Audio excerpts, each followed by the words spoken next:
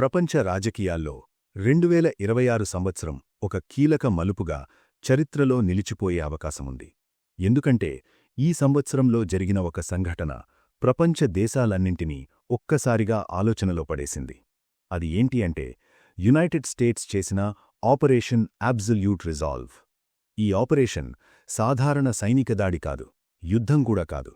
ఇదొక super power దేశం ఇంకో స్వతంత్ర దేశంలోకి నేరుగా వెళ్లి అక్కడి అధ్యక్షుడిని పట్టుకుని తీసుకెళ్లిన అరుదైన ఘటన. ఇలాంటి సంఘటనలు గతంలో చాలా తక్కువగా జరిగాయి. కాని ఈసారి జరిగిన విధానం, దాని ప్రభావం, దానివల్ల ఏర్పడిన రాజకీయ భూకంపం ఇవన్నీ ప్రపంచ చరిత్రలో కొత్త అధ్యాయాన్ని తెరిచాయి. ముందుగా ఈ కథ వెనుజువేలా నుంచి మొదలవుతోంది. ఒకప్పుడు దక్షిణ అమెరికాలో అత్యంత ధనిక దేశంగా గుర్తింపు పొందిన వెనుజువేలా విపరీతమైన చమురు నిల్వలున్న దేశం. కాని అదే దేశం ఈరోజు ఆర్థికంగా పూర్తిగా కూలిపోయింది. ప్రజలకు తినడానికి ఆహారం లేదు, పని లేదు, కరెన్సీ విలువలేదు. లక్షలాది మంది దేశం విడిచి వెళ్లిపోయారు. ఈ దుస్థితికి కారణంగా ప్రపంచ దేశాలు ఒకే వ్యక్తిని చూపించాయి. అదే వెనుజువేలా అధ్యక్షుడు నికోలాస్ మదూరా. అమెరికా, యూరప్ దేశాల దృష్టిలో మదూరా ఒక నియంత, ప్రజాస్వామ్యాన్ని నాశనం చేసిన వ్యక్తి, ఎన్నికలను మోసం చేసిన నాయకుడు, మాదక ద్రవ్యాల మాఫియాలతో సంబంధాలు పెట్టుకున్న క్రిమినల్. అమెరికా చాలా కాలంగా మదూరా ప్రభుత్వంపై ఆర్థిక ఆంక్షలు విధించింది. బ్యాంకింగ్ వ్యవస్థను బ్లాక్ చేసింది. చమురు ఎగుమతులపై నిషేధాలు పెట్టింది. దీని ఉద్దేశం మదూరా ప్రభుత్వాన్ని బలహీనపరచడం, ప్రజల తిరుగుబాటు ద్వారా అతన్ని కూల్చేయడం. కాని ఇది జరగలేదు. మదూరా మరింత గట్టిగా నిలబడ్డాడు. అతను అమెరికా మాట వినకుండా రష్యా, చైనా, ఇరాన్ లాంటి దేశాలకు దగ్గరయ్యాడు. ఇది అమెరికాకు పెద్ద సమస్యగా మారింది. ఎందుకంటే అమెరికా తన వెనుకబడిన ప్రాంతంగా భావించే లాటిన్ అమెరికాలో చైనా, రష్యా ప్రభావం పెరుగుతోంది. ఇక్కడే అమెరికా ఆలోచన మారింది. ఆంక్షలు పనిచేయడం లేదని, రాజకీయ ఒత్తిడి సరిపోవడం లేదని అర్థమైంది. దాంతో అమెరికా రహస్యంగా ఒక పెద్ద ఆపరేషన్కు ప్లాన్ వేసింది. దీనికే పేరు పెట్టారు ఆపరేషన్ అబ్సల్యూట్ రిజాల్వ్. ఈ పేరు వెనుక అర్థమేమిటంటే ఇక వెనక్కి తగ్గేది లేదు, పూర్తిగా నిర్ణయం తీసుకున్నాం అన్న సందేశం. ఈ ఆపరేషన్ ఒక్కరోజులో పుట్టిన ఆలోచన కాదు.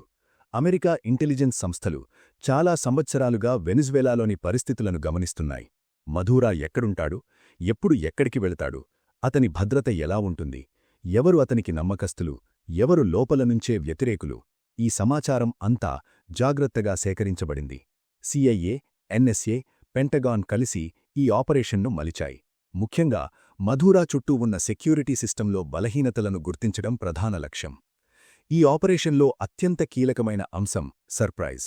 అమెరికా ఎలాంటి ముందస్తు హెచ్చరికలు ఇవ్వలేదు, ఎలాంటి బహిరంగ ప్రకటనలు చేయలేదు. ప్రపంచం మొత్తం నిద్రలో ఉండగానే ఈ ఆపరేషన్ మొదలైంది. కొన్ని గంటలపాటు మాత్రమే జరిగిన ఈ మిషన్లో భారీ బాంబింగ్ లేదు, పెద్ద ఎత్తున యుద్ధం లేదు. దీని లక్ష్యం ఒకటే, మదూరాను బ్రతికే పట్టుకోవటం. అమెరికా స్పెషల్ ఫోర్సెస్ వెనుజువేలాలోని కీలక కమ్యూనికేషన్ సెంటర్లను మొదట నిర్వీర్యం చేశాయి. అధ్యక్ష భవనానికి సంబంధించిన భద్రతా వ్యవస్థలు, సైనిక కమాండ్ సెంటర్లు కొన్ని నిమిషాల్లోనే పనిచేయకుండా అయ్యాయి. దీనివల్ల వెనుజువేలా సైన్యానికి ఏం జరుగుతోందో అర్థం కాలేదు. ఇదే సమయంలో ఒక ప్రత్యేక దళం మదూరా ఉన్న ప్రాంతంపై దాడి చేసింది. అతన్ని చుట్టుముట్టి ప్రతిఘటనకు అవకాశమివ్వకుండా అదుపులోకి తీసుకున్నారు. ఇక్కడ గమనించాల్సిన విషయమేంటంటే అమెరికా ఈ ఆపరేషన్లో మదూరాను చంపలేదు. ఇది చాలా ఉద్దేశపూర్వకమైన నిర్ణయం. అతన్ని చంపితే ప్రపంచవ్యాప్తంగా తీవ్ర వ్యతిరేకత వస్తుందని, ఒక మార్టియర్గా మారకాడని అమెరికా అర్థం చేసుకుంది. అందుకే అతన్ని పట్టుకుని తీసుకెళ్లడం ద్వారా ఒక బలమైన రాజకీయ సందేశమివ్వాలనుకుంది. మదూరాను వెంటనే వెనుజువేలా నుంచి బయటకు తీసుకెళ్లారు. కొన్ని గంటల్లోనే ఆపరేషన్ పూర్తయింది. అమెరికా సైన్యం అక్కడ ఉండలేదు, ఆక్రమించలేదు. మేము యుద్ధం చేయలేదు, ఒక వ్యక్తిని మాత్రమే పట్టుకున్నాం అన్నట్టుగా అమెరికా ప్రపంచానికి సంకేతమిచ్చింది. కాని ఈ ఒక్క చర్య ప్రపంచాన్ని ఉలిక్కిపడేలా చేసింది. ప్రపంచ దేశాల ప్రతిస్పందన చాలా తీవ్రంగా ఉంది. చైనా, రష్యా, ఇరాన్, ఉత్తర కొరియా, బ్రెజిల్ లాంటి దేశాలు అమెరికాను తీవ్రంగా ఖండించాయి. ఇదొక స్వతంత్ర దేశ సార్వభౌమత్వంపై దాడి అని ప్రకటించాయి. ఐక్యరాజ్యసమితిలో పెద్ద చర్చ జరిగింది. చాలా దేశాలు ఒక ప్రశ్న వేశాయి, ఒక దేశానికి ఇంకో దేశ అధ్యక్షుడిని ఇలా పట్టుకునే హక్కు ఎక్కడుంది?